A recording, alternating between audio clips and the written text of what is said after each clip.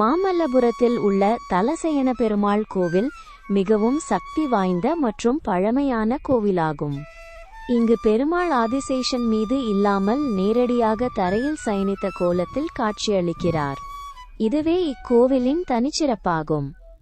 சொத்து சம்பந்தமான பிரச்சினைகள், நிலம் விற்பனை ஆகாத நிலைபாதியில் நின்ற வீடு கட்டும் பணி மற்றும் பாகப்பிரிவினை பிரச்சினைகள் உள்ளவர்கள் இங்கு சென்று வழிபட்டால் தீர்வு கிடைக்கும்.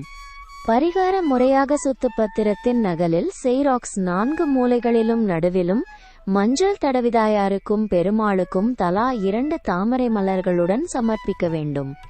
வெள்ளிக்கிழமை அல்லது சனிக்கிழமைகளில் இந்த வழிபாட்டை மேற்கொள்ளலாம். வெளிநாட்டில் இருப்பவர்கள் தங்கள் உறவினர்கள் மூலம் இதை செய்யலாம். புண்டரீக மகரிஷியின் பக்திக்கு மெச்சி பெருமாள் இங்கு தரையில் சயனித்ததாக வரலாறு கூறுகிறது. மாமல்லபுரத்தில் உள்ள இக்கோவிலில் பெருமாள் ஆதிசேஷன் படுக்கை இல்லாமல் நேரடியாக தரையில் சயனித்திருக்கிறார். இது மிகவும் அரிதான கோலமாகும். நீண்ட நாட்களாக விற்காத நிலம்பாதியில் நின்ற கட்டிடம் மற்றும் பாகப்பிரிவினை பிரச்சினைகளுக்கு இக்கோவில் வழிபாடு சிறந்த தீர்வளிக்கும். சொத்து பத்திர நகலில் மஞ்சள் தடவிதாயாருக்கும் பெருமாளுக்கும் தலா 2 தாமரை மலர்கள் வைத்து அர்ச்சனை செய்து வழிபட வேண்டும். வெள்ளிக்கிழமைகளில் வழிபடுவது சிறப்பு.